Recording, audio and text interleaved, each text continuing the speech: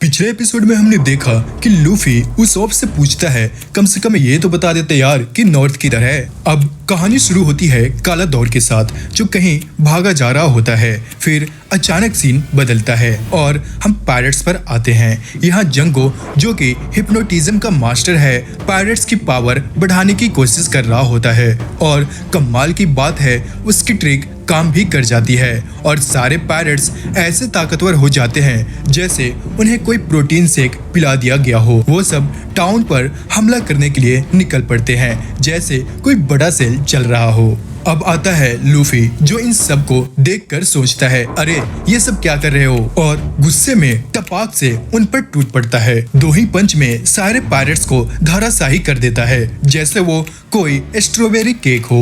ये सब इसलिए होता है क्योंकि जंगो पायरेट्स को हिप्नोटाइज कर रहा था। उसी दौरान लूफी भी हिप्नोटाइज हो गया था। अब सोचो, पहले से ही उनके पास गम गम फ्रूट की पावर थी और ऊपर से हिप्नोटिज्म ने उसे ऐसा बना दिया जैसे वो एनर्जी ड्रिंक का पूरा ट्रक पी गया हो। लूफी सारे पायरेट्स को हराने के बाद जंगो की शिप की ओर बढ़ता है। वो शिप को उठाने की कोशिश करता है जैसे वो कोई हल्की फुल्की चीज हो। लूफी भी यार पता नहीं क्या करते रहता है ये। लेकिन जैसे ही वो शिप उठाने वाला होता है, रस्सी टूटकर लूफी के हाथ में आ जाती है। अब लूफी सोचता है, चलो इस रस्सी से ही काम चला लेते हैं यार, और पायरेट्स पर हमला करने की तैयारी करता है। लेकिन तभी जंगो फिर से अपने हिप्नोटिज्म का जादू चलाकर लूफी को सुला देता है। लेकिन लूफी तो लूफी है, वो सोते हुए भी वो इतने ताकतवर हो जाता है कि रस्सी पायरेट्स पर गिर जाती है और बेचारे पायरेट्स दब जाते हैं। अब दूसरी ओर हम देखते हैं कि मिस काया जाग चुकी होती है। वो सीढ़ियों की ओर नीचे आकर अपने बटलर को देखती है जो घायल पड़ा है। बटलर सारा राज खोल देता है कि उसॉप सच बोल रहा था और काला दौर की मनसा भी कुछ और ही थी। इसी बीच जंगो अपनी क्रू को हारते देखता है और तुरंत अपने खास हथियार मियाओ ब्रदर्स को बुला लेता है। मियाओ ब्रदर्स जो कि बिल्ली जैसे दिखते हैं लेकिन म्याओ म्याओ करने की जगह पिटाई करते हैं। आते ही रोरो नोवा जोरो पर हमला कर देता है। वो उसकी तलवारें छीन लेते हैं जैसे तलवार नहीं कोई चॉकलेट हो। अब बेचारा जोरो बिना तलवार के क्या करेगा, वो घायल हो जाता है। नामी हिम्मत करके उसकी तलवारें वापस लाने की कोशिश करती है लेकिन जंगो उसे भी घायल कर देता है। जैसे ही वो सारी भागदौड़ कर रही होती है, काला दौर वहां पहुंच जाता है। बाकी सारे पायरेट्स उसे देखकर ऐसे डर जाते हैं जैसे उन्होंने गलती से उसका सैंडविच खा लिया हो। काला दौर गुस्से में बोलता है, तुम सबको इस छोटे से टाउन को तबाह करने में इतना समय क्यों लग रहा है, और अगर और टाइम बर्बाद किया तो मैं तुम्हारी छुट्टी कर दूंगा। यह सुनकर म्याओ ब्रदर्स थोड़ा ताव में आ जाते हैं और सोचते हैं कि अब हमें आपसे डरने की कोई जरूरत नहीं। लेकिन काला दौर उन्हें एक ही झटके में धूल चटा देता है। नामी अपनी हिम्मत जुटाकर जोरो को उसकी तलवारें लौटा देती है। जोरो अपनी तलवारों के साथ म्याओ ब्रदर्स पर ऐसे हमला करता है जैसे कोई निंजा छुपा हो। लेकिन फिर जंगो उनमें से एक म्याओ ब्रदर्स को हिप्नोटाइज करके उसे सुपर सोल्जर बना देता है। इसे देखकर जोरो भी फाइट करने के लिए पूरी तरह से तैयार हो जाता है। अब नामी समझ जाती है कि बिना लूफी के ये लड़ाई जितना नामुमकिन है, इसलिए वह लूफी को जगाने के लिए जाती है। जंगो उसे रोकने के लिए हमला करता है लेकिन लूफी सही वक्त पर उठ जाता है। जंगो का हमला अपने दांतों से पकड़ लेता है जैसे कि कोई पॉपकॉर्न हो। फिर वो नामी से कहता है, अरे मैं सो रहा था यार, तुमने मुझे क्यों उठाया।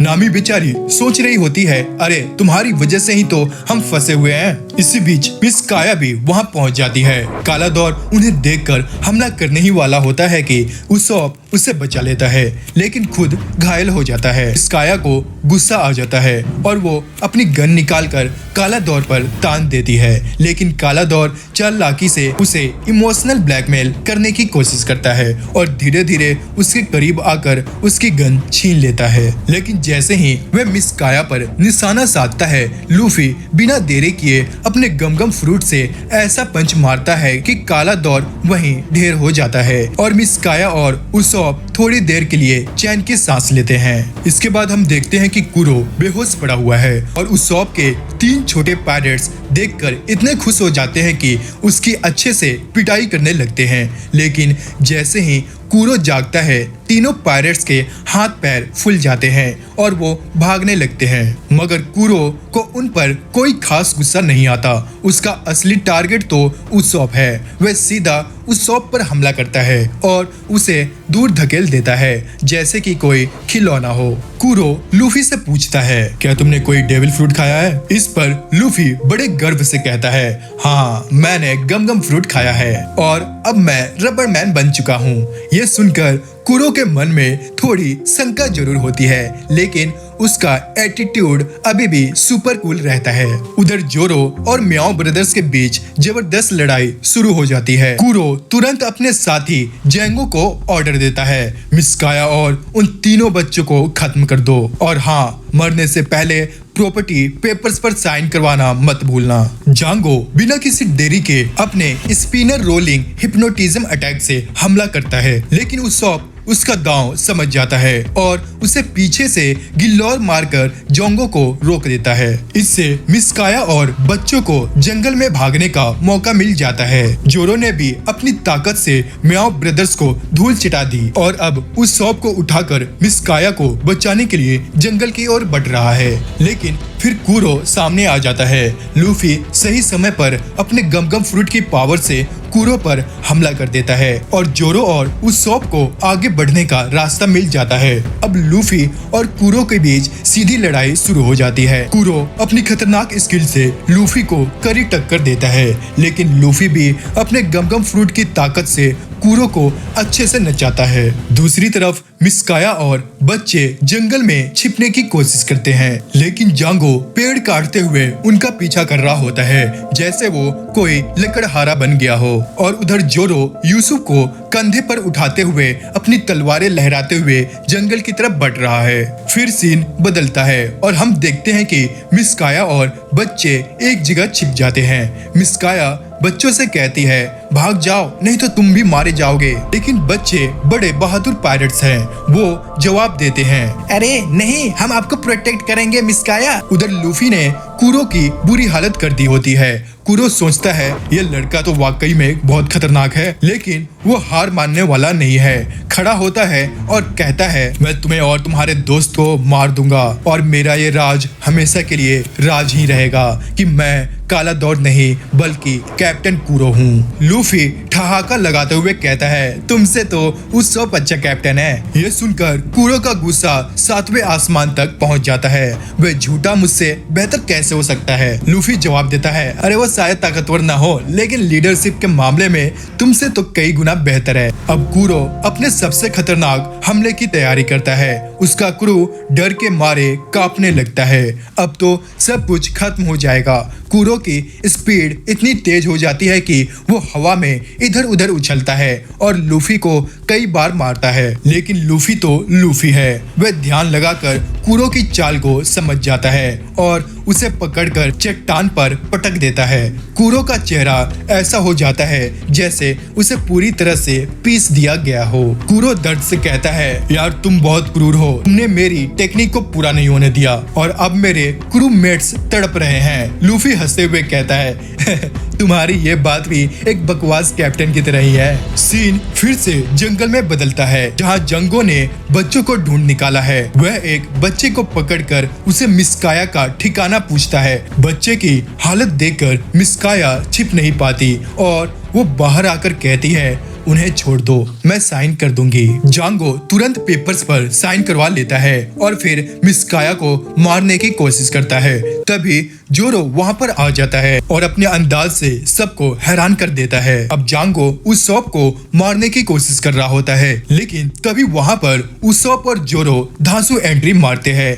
उसॉप अपने गुल्लक की मदद से मिस्काया को एकदम फिल्मी स्टाइल में बचा लेता है। दूसरी तरफ हमारे लूफी भाई और पायरेट कुरो के बीच घमासान लड़ाई चल रही है। लूफी अपनी गमगम फ्रूट की तगड़ी पावर का इस्तेमाल कर पायरेट कुरो को ऐसा हेडबट मारता है कि बेचारा वहीं चित हो जाता है और भाई साहब लूफी भी इतनी लड़ाई के बाद नामी के पास जाकर सो जाता है, बिल्कुल वैसे जैसे हम संडे की सुबह उठते हैं। नामी पूछती है, अरे क्यों हम टाउन वालों की मदद कर रहे थे और पायरेट कुरो से क्यों भिड़े। लूफी आराम से जवाब देता है, अरे यार क्या फर्क पड़ता है, वो लोग टाउन को बर्बाद करना चाहते थे तो मुझे बस ये टाउन बर्बाद नहीं देखना था, और वैसे भी यूसुफ हमारा यार है, उसकी मदद तो बनती है ना। नामी कहती है, पायरेट्स तो ऐसे नहीं होते, वे हमेशा लालची और बुरे होते हैं। लूफी मुस्कुराते हुए कहता है, ऐसा नहीं है, कई पायरेट्स अच्छे भी होते हैं। नामी थोड़ी कंफ्यूज हो जाती है और लूफी टॉपिक चेंज कर देता है, ये सब छोड़ो, मुझे भूख लगी है, खाना कहाँ मिलेगी ये बताओ। अब सीन शिफ्ट होता है और हम देखते हैं कि पायरेट जांगो फिर से मिस काया पर हमला करने की कोशिश कर रहा होता है।